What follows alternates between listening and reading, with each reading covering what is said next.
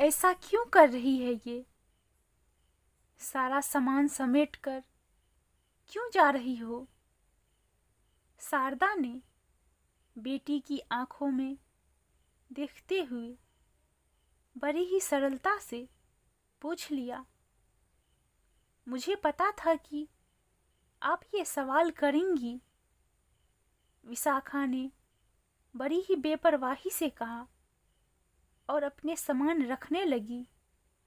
तो शारदा से रहा न गया और वह बिफर पड़ी। नौकरी लगी है, शादी थोड़े ही कर रही हो जो ऐसे विदा ले रही हो। माँ, मैं आपको आज़ाद कर रही हूँ। अब आप अपने पति और बेटे के साथ आराम से रहिए और मेरी चिंता छोड़ दीजिए। यह सुनते ही शारदा जैसे आपे से बाहर हो गई तो बेटी के मुंह पर एक तमाचा जड़ दिया।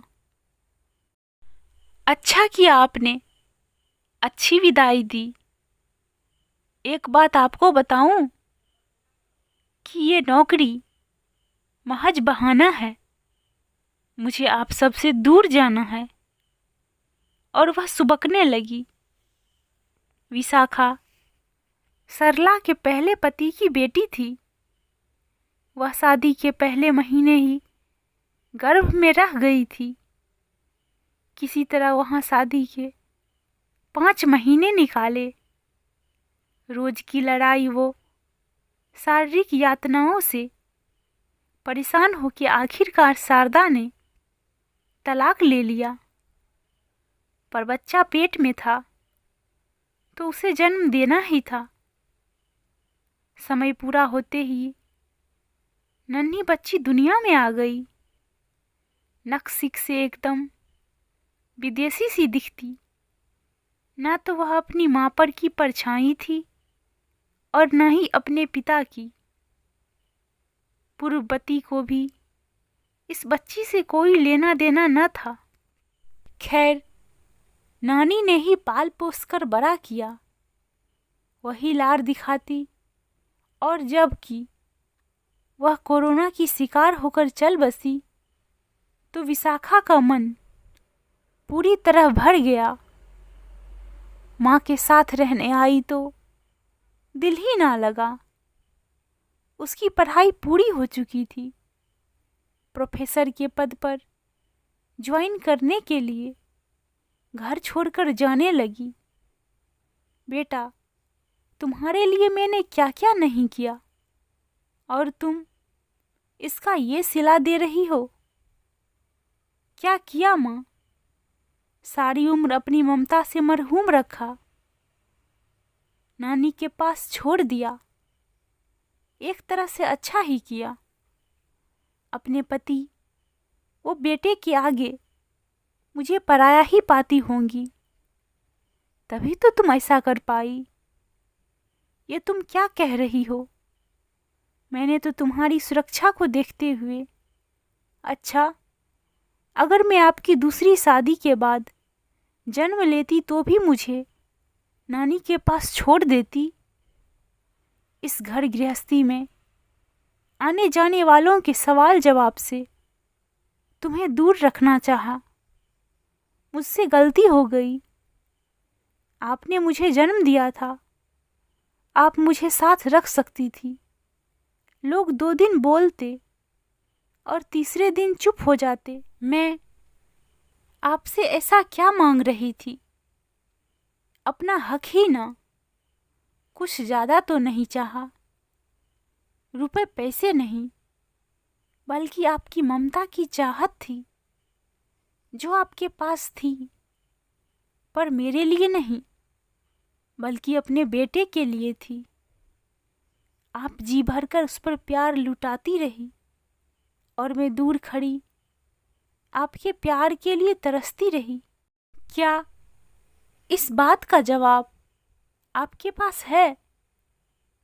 शारदा के पास कोई जवाब ना था। उससे बेटी की अनदेखी हो गई थी।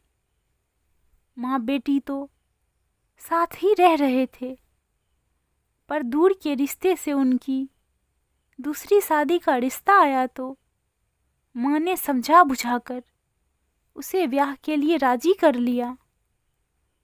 वह विशाखा को गोद में लेकर विदा तो हुई, पर उसकी सास उसे स्वीकार ना कर सकी।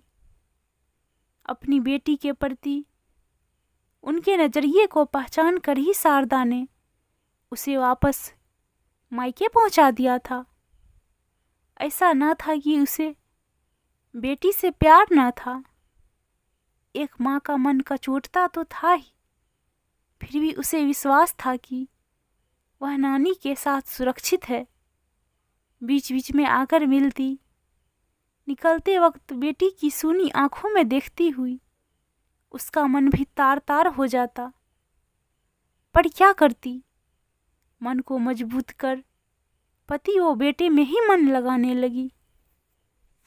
जबकि माँ और पिता और बच्चे को देख विशाखा ईर्ष्या से भर उठती थी। पर क्या करती, उसे पता था कि उसके पिता यानी माँ के पहले पति ने जो कुछ किया था वह उसी का खमियाजा भुगत रही थी। जैसे जैसे बड़ी होती गई, नानी ने सब कुछ बता दिया था।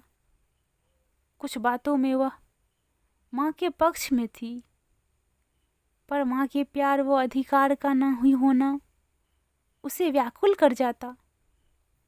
सच्चाई तो यह थी कि उसका भी मन करता कि वह अपनी माँ की गोद में सिर रखकर सोए, पर शारदा शादी के बाद अपनी नई घर गृहस्थी में व्यस्त हो गई थी। बेटे के जन्म के बाद तो विशाखा का रहा सहा हक भी जाता रहा। सब साथ रहते, हंसते बोलते, पर वहाँ उसका कोई नहीं था। और जबकि उसकी नौकरी लग गई है, वह सारे झूठे रिश्तों को छोड़कर नई जिंदगी शुरू करना चाहती है। हाँ, उसे सारे दरवाजे झूठे लगते हैं, सब कुछ दिखावा लगता है और सहन नहीं होता है। ऐसे भी जितना सहना था वह सह चुकी है। उसे सब भुलाकर अब वर्तमान में जीना है। और यही सोचकर उसने लखनऊ के एक प्रसिद्ध कॉलेज में आवेदन दिया और अच्छे अंकों के कारण उसे नौकरी भी मिल गई। वहाँ एक से बढ़कर एक लड़के उसके लिए विवाह का प्रस्ताव लेकर आए, पर उसकी नज़र, उसकी रुचि उस और ना थी।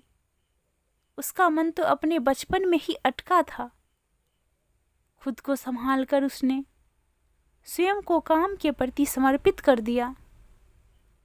पहले तो अपनी खोज खबर शारदा को फोन पर दिया करती, पर धीरे धीरे वह भी बंद हो गया। आज सुबह जब शारदा ने अखबार खोला तो देखा कि विशाखा की तस्वीर मुख्य पृष्ठ पर छपी है। आगे का समाचार पढ़कर उसकी आंखों से आंसू छलक आए। उसकी बेटी को लखनऊ यूनिवर्सिटी की ओर से रिसर्च के लिए इटली भेजा जा रहा है। साथ ही उसी यूनिवर्सिटी में अस्थाई नौकरी भी दी गई है।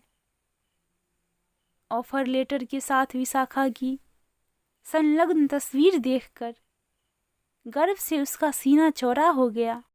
आज उसे विश्वास हो गया कि उसकी जुझारू बेटी कोई आम बच्ची नहीं, बल्कि असाधारण प्रतिभा की धनी है। उसके मन में आत्मग्लानि के ऐसे भाव उठे कि वह अपनी ही नज़र में शर्मिंदा महसूस करने लगी। बेटी के विदेश जाने के से पहले अतीत की गलतियों के लिए क्षमा मांगने की इच्छा तीव्र हुई तो बिटिया से मिलने निकल पड़ी। मैं कमज़ोर थी बेटी, इसीलिए दूसरे के अनुसार समझौते करते चली गई। मुझे माफ कर दे मेरी बच्ची। आपका अपना परिवार था जहां मेरा अपना कोई भी नहीं था।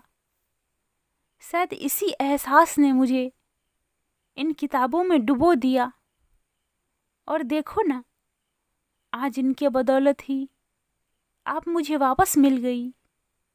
विशाखा बाएं फैलाए राह देख रही थी। मेरे बच्चे, मुझे तुम पर गर्व है, सीने से लगाकर इतना ही कहा। पर बरसों के जज्बात, आंसू दोनों को भिगो गए, और यह महसूस हुआ सच्चा सुख मोहब्बत में है, ना कि नफरत में। असली राहत तो अपनों से मिलकर ही महसूस होता है, और माँ बेटी के रिश्ते से बढ़कर तो कुछ भी नहीं। एक खूबसूरत रिश्ता जो मलिन हो चला था, वह नफरत की आग में बुझते ही चमक उठा। आपसी भाव बदल गए। जिन लोगों में उसे झूठ दिखता था, वहां सच्चा स्नेह नजर आने लगा।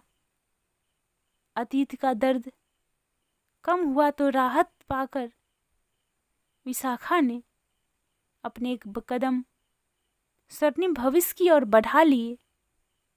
दोस्तों, कहानी पसंद आए तो please subscribe, share and like.